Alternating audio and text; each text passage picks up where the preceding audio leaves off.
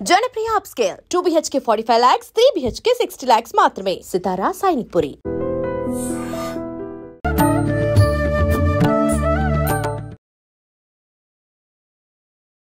నమస్కారం, welcome to I dream. ధర్మ మార్గం విత్ విజిత కార్యక్రమానికి స్వాగతం. ప్రస్తుతం మనతో పాటు ఉన్నారు ప్రముఖ జ్యోతిష్య మరియు వేద పండితులు పవన్ కుమార్ శర్మ గారు. ఇప్పుడు వారితో మాట్లాడి మరిన్ని విషయాలు తెలుసుకుందాం.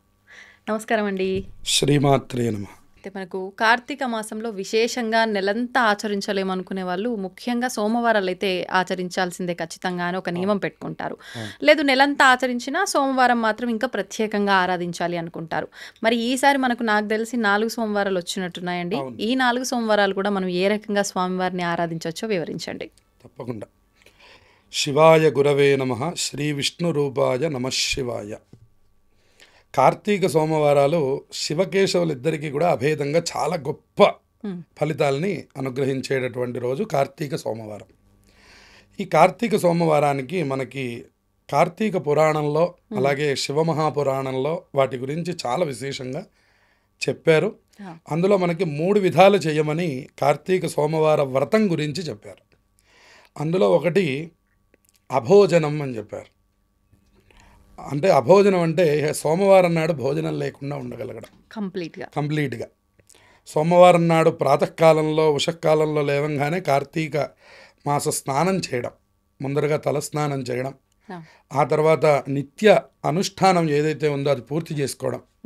కార్తీక మాసంలో దీపారాధన చేయడం అనేటువంటి చాలా ముఖ్యమైనటువంటి ప్రకరణం కాబట్టి పొద్దున్నే దీపారాధన చేయడం, ఆ తర్వాత ఏదైనా శివస్తోత్రాలు చదువుకోవడం, నిత్య దైనందినమైనటువంటి జీవనంలోకి ప్రవేశించడం. తర్వాత మధ్యాహ్నం కూడా ఆయా సంబంధమైనటువంటి కాలంలోనే ఏదైనా అల్పాహారం కానీ ఏదైనా తీసుకోవడం. రాత్రికి తులసి తీర్థం తీసుకొని ఉండమని శాస్త్రం చెబుతూ ఉన్నది.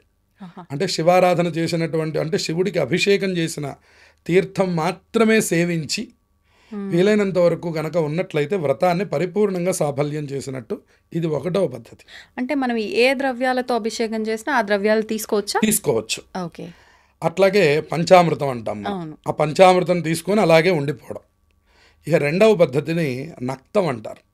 చాలామంది 90 మంది ఇదే ఆచరిస్తారు.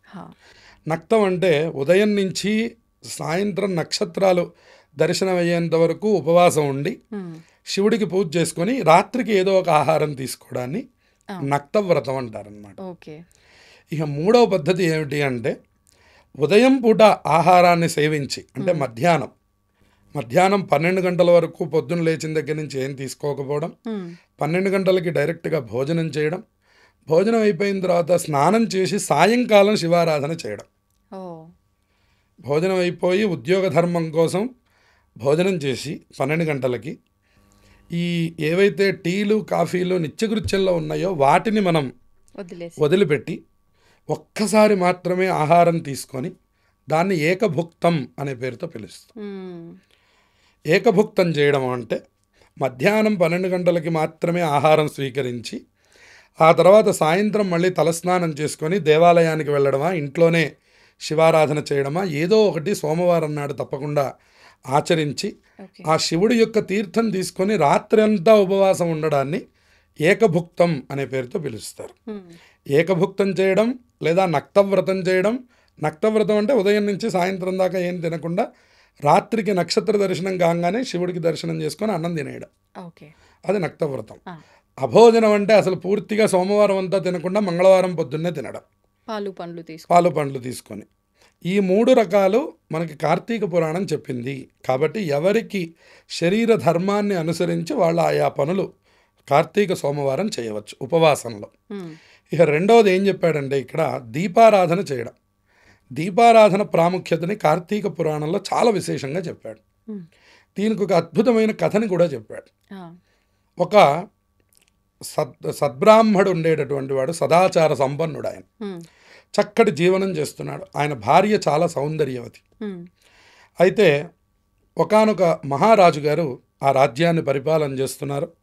ఆయన ఒకనాడు ఎప్పటికీ నాకు సంతానం కలగట్లేదు, సంతానం కలగడం కోసం ఏదైనా ఒక తపస్సు చేస్తాను అని చెప్పని కూర్చున్నట్టు. ఆయన కూర్చుంటే పిప్పలాదుడు అనే మహర్షి వచ్చి, నాయనా నువ్వు సంతానం కలగడానికి నువ్వేమీ తపస్సు చేయవలసిన పని లేదు, నువ్వు కార్తీక మాసం గనక సోమవార వ్రతం చేస్తే కార్తీక మాసం అంతా నియమం చేసినా పర్వాలేదు, కార్తీక సోమవారాలు మాత్రమే వ్రతం చేసినా పర్వాలేదు, నీకు తప్పకుండా సంతానం కలుగుతుంది అని చెప్పి వెళ్ళారు. అప్పుడు చెప్పినటువంటి రోజు సోమవారం కాబట్టి ఆయన ఆ రోజు నుంచే వ్రతం ప్రారంభం చేస్తున్నానని కార్తీక సోమవార వ్రతాన్ని ఆచరించారు ఆ రాజుగారు. ఆయనకు చక్కటి సంతానం కలిగింది. ఆ సంతానం కలిగింది. అతనికి చక్కటి శత్రుజిత్తు అనేటటువంటి నామకరణం చేసుకుని చక్కగా అల్లారముద్దుగా పెంచుకుంటూ ఉన్నాడు. అతడు యవ్వనంలోకి రాగానే మంచి రూపవంతుడు, విశేషంగా సోమవారం నుంచి వ్రతం ప్రారంభించి కన్నాడు గనక ఆయన మరింత తేజోవంతుడు, చంద్రుడు వంటి రూపం కలిగినటువంటి వాడు, దేహదారుఢ్యం కలిగినటువంటి వాడు, చక్కటి రూపవంతుడు అని తయారైనాడు. కొంత వయస్సు వచ్చినటువంటి తర్వాత సహజంగా వేశ్యాలోలుడైనాడు. అలాగే అనేకమైనటువంటి దుష్ప్రవర్తనలన్నీ కూడా చేయడం ప్రారంభం చేశాడు. పరాంగణలోలుడైనాడు, ఏ స్త్రీని చూసినా కామంతో మోహిస్తున్నాడు. ఇలా జరుగుతూ ఉన్నది. కొంతకాలానికి ఆ బ్రాహ్మణ స్త్రీ ఒకనాడు దేవాలయానికి వస్తే ఆ దేవాలయంలో ఆ స్త్రీని చూసి, ఆ సదాచార సంపన్నుడైనటువంటి బ్రాహ్మణోత్తముడి భార్యని చూసి ఈ యొక్క రాజుగారి కొడుకు శత్రుజిత్తు మోహించాడు. మోహిస్తే ఆ శత్రుజిత్తు యొక్క రూప లావణ్యములను చూసి ఆ స్త్రీ కూడా ఈయన్ని మోహించి వీళ్ళిద్దరూ కూడా ఆ భర్తకి తెలియకుండా వీళ్ళు కొంత అనురాగాన్ని కొనసాగించాలి అని సంకల్పం చేశారు. అది దేవాలయం కాబట్టి ఆ రోజు వాళ్ళకి వీలు కాలేదు. మనం ఎక్కడైనా కలుద్దాము అనుకున్నారు. పూర్వకాలంలో ఒక పాడుబడినటువంటి యొక్క ప్రదేశాల్లో కలవడం ఒక ఆనవాయితీగా ఉండేది. సరే, ఇప్పుడంటే మనం పార్కులన్నీ కట్టించిస్తాం కలవడానికి, అది వేరు. ఇదివరకట్లో ఏదైనా పాడుబడ్డ ప్రదేశాల్లో కలిసేటటువంటి వారు. వీళ్ళు ఒకానొక రోజున మనం కలుసుకోవాలి అని చెప్పని నిర్ణయించుకొని, ఇక భర్త పూర్తిగా పూజాధికములలో ఉన్నప్పుడు భార్య బయలుదేరి ఆవిడ వెళ్ళిపోయింది. అట్నుంచి శత్రుజిత్తు వచ్చాడు. వాళ్ళిద్దరూ కలిసి ఒక చోట కూర్చున్నారు. ఇదివరకు లైట్లు సౌకర్యములన్నీ ఇప్పటికి కూడా మనకి పాత శిథిల దేవాలయాల్లో విద్యుత్ కాంతులు ఉండవు. అందుకని అతడు ఏం చేశాడంటే అక్కడ ఉన్నటువంటి ఒక గుడ్డ ముక్కని తీసుకుని వచ్చి కొద్దిగా ఆముదం పోసి ఆముదంతో చిన్న దీపాన్ని వెలిగించారు వాళ్ళిద్దరూ కలిసి. ఇతడికి అనుమానం వచ్చింది ఈ సదాచార సంపన్నుడైనటువంటి బ్రాహ్మణోత్తముడికి. వీళ్ళు ఎక్కడికి వెళ్తున్నారో, అసలు ఏం జరుగుతుందని వీళ్ళిద్దరి మీద అనుమానం వచ్చి అతను ఒక కత్తి పట్టుకొని తిరుగుతున్నాడు. వీళ్ళిద్దరు కనుక దొరికారంటే మాత్రం వీళ్ళని హత్య చేయడమే నా లక్ష్యం తప్ప వేరే ఏమీ లేదు అని ఆ కత్తి పట్టుకొని తిరుగుతున్నాడు. ఆయనకు ఊరంతా వెతికాడు, ఆయనకి ఎక్కడా దొరకలేదు. వీళ్ళు ఎక్కడా పాడుబడ్డ వ్యవస్థలో ఉన్నారు. ఎప్పుడైతే బాగా రాత్రి అంటే నిశిరాత్రి అయిపోయింది, అర్ధరాత్రి అయిపోయింది, ఈవిడ సాయంత్రం అనంగా వచ్చింది. ఈయన తిరుగుతున్నాడు. అన్నీ చూసుకొని అక్కడికి వచ్చేసరికి బాగా అర్ధరాత్రి అయిపోయింది. అర్ధరాత్రి అయిపోవడం వల్ల వాళ్ళు వచ్చి చూసేసరికి వాళ్ళు అప్పటికే ఆ దీపం ఏర్పాట్లు చేస్తున్నారు, దీపం వెలిగించారు. వాళ్ళిద్దరు అక్కడ కూర్చొని ఉన్నారు అటు ఇటును. అది చూసినటువంటి ఆ బ్రాహ్మడికి వెంటనే ఆగ్రహం ఆగక ఆ కత్తి తీసుకొని ఆ శత్రుజిత్తుని అట్లాగే భార్యని ఇద్దరిని సంహరించాడు. వాళ్ళిద్దరి తలకాయని నరికివేశాడు. ఇంకా ఇంత భార్య వెళ్ళిపోయిన తర్వాత ఇక నేను ఏం చేయగలను? సదాచార సంపన్నుడైనటువంటి వాడికి భార్య లేకపోతే కర్మాచరణ లేదు కాబట్టి ఆ కత్తితో అతను కూడా పొడుచుకొని అక్కడే మరణించారు ముగ్గురు.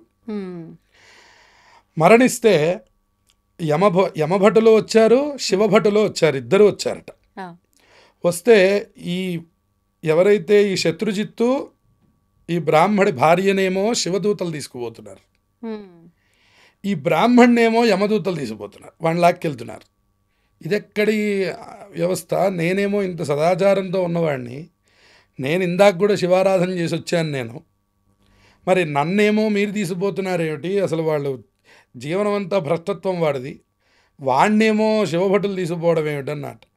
వాడు ఎన్ని పాపాలు చేయనివ్వండి కాక కార్తీక సోమవారం, కార్తీక పౌర్ణమి రాత్రి వేళలో శివాలయానికి వచ్చి వాళ్ళిద్దరూ అక్కడ ఉన్నటువంటి ఆముదము గుడ్డ మొక్క ఏదో తీసుకొని, అంటే ప్రయత్నం చేసినా ప్రయత్నం చేయకపోయినా వాళ్ళిద్దరూ కావాలనో లేదా వెలుగు కోసమో ఆ దీపాన్ని వెలిగించారు శివలింగం ఎదురుకుండా.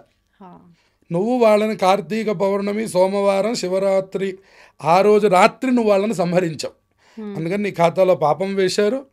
శివ సన్నిధ్యంలో వాళ్ళిద్దరూ దేహాన్ని విడిచిపెట్టి చక్కటి దీపారాధన చేసినందుకు గాను వాళ్ళకి శివారాధన ఫలం వేశారట వాళ్ళిద్దరికి. అంటే ప్రయత్నపూర్వకంగా మనం ఇక్కడ తెలుసుకోవాల్సింది ఏంటంటే, మీరు తెలిసి చేయండి, తెలియకుండా చేయండి, మన ప్రయత్నం ఉండనివ్వండి, ఉండనివ్వకపోనివ్వండి, కొంతమంది చూడండి నలుగురిలో ఆనందం కోసం, అంటే మా ఇంటి పక్క ఆవిడ వెళ్తుంది దీపం పెట్టడం మాకు అలవాటండి అంటుంది. అవును అవును వాళ్ళకి చెయ్యాలని మనస్సులో ఉన్నటువంటి విధానం కాదు, అవును అందరూ వెళ్తున్నారు కదా మనం కూడా వెళ్తే అయిపోతుందని. అలా వెళ్ళండి కాక, లేదు మనస్ఫూర్తిగా మీ అంతటి మీరే మహా ఆనందంతో శివాలయానికి బయలుదేరండి కాక, లేదు అక్కడ దాకా వెళ్ళలేమండి అని బయట కూర్చొని తులసి కోట దగ్గర దీపం పెట్టండి కాక, ఏ చిన్న పని మీరు కార్తీక సోమవారం నాడు చేసినా, ఏ చిన్న దీపం వెలిగించినా ఆ దీపారాధన ఫలం మిమ్మల్ని అనంతమైనటువంటి పుణ్యములకు తీసుకొని వెళుతుంది, మీరు చేసినటువంటి పాపరాశి ధ్వంసం అయిపోతుంది అని చెప్పారు. అందుకని ఏంటంటే ఇది కార్తీక పురాణంలో ఉన్నటువంటి కథ.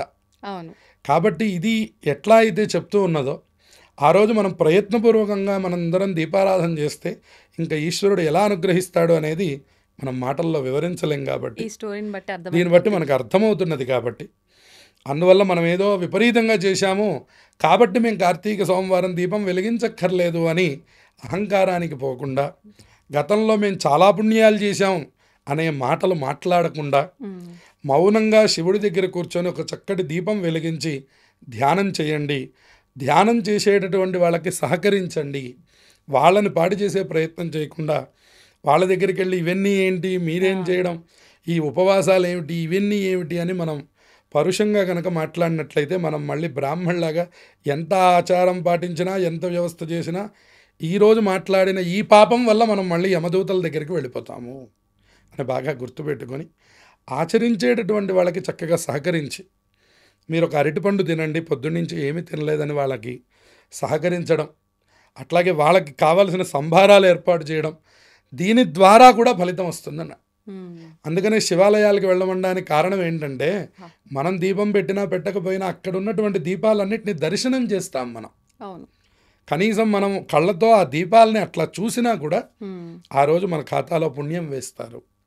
అందుకని కార్తీక సోమవారం శివాలయ సందర్శనం అత్యంత ముఖ్యమైనటువంటిది. చక్కగా దీప దానములు కూడా చేయవచ్చు. ఇంకా పంచామృతాలతో ఈశ్వరుడికి అభిషేకం చేయవచ్చు. 4 స్తోత్రములు చదువుకోవచ్చు. ఖర్చు లేనటువంటి పని. ఇవన్నీ ఎవరు తీసుకెళ్తారండి? మాకు ఓపిక లేదు అంటే ఒక చిన్న పుస్తకం తీసుకొని వెళ్ళి ఆ లింగాష్టములు లాంటివి చక్కగా చదువుకోవచ్చు అక్కడ కూర్చొని. అందుకని మీరు ఏ చిన్న పని చేయండి కార్తీక సోమవారం, అది అత్యద్భుతమైనటువంటి ఫలితాలను ఇస్తుంది. అందుకని పురాణాల్లో ఇంకా చాలా వివరంగా చెప్పారు. మనకి ఏది వీలైతే అది మనం చేయగలుగుతాం మహాకలియుగంలో. కాబట్టి కనీసం స్నానం చేయండి, దీపారాధన చేయండి, స్తోత్రములు చేయండి, అవకాశం ఉన్నవాళ్ళు శివ ఆరాధనని చేయండి, మిగిలిన వాళ్ళ దీపాలు వెలిగించండి, దీపదానములు చేయండి, అలాగే వస్త్రదానములు చేయండి. ఈ కార్తీక సోమవారాల్ని చక్కగా సద్వినియోగం చేసుకోండి. ధన్యవాదాలండి. శుభమస్తు. And for more videos, please subscribe to iDream. Please subscribe to iDream. Please subscribe iDream. And please subscribe to iDream. For more videos, subscribe to iDream. please like, share and subscribe to the channel. Congratulations, iDream. Subscribe to iDream. Subscribe to iDream. So subscribe to iDream Media. iDream ki iDream team andarki huge congratulations. Please subscribe iDream Media. Please subscribe to iDream. Subscribe iDream. Please subscribe to iDream. iDream అంటే నా కళల channel subscribe చేసుకున్న నోరు తిరుగుతలేదు, మీరైతే గంట గుర్తు కొట్టండి. For more such videos, please subscribe to iDream. Subscribe to iDream. Please subscribe to iDream. Please subscribe iDream Media. Please do subscribe to iDream. Please subscribe to iDream Media. For best entertainment and information, please subscribe iDream. And don't forget to subscribe to iDream.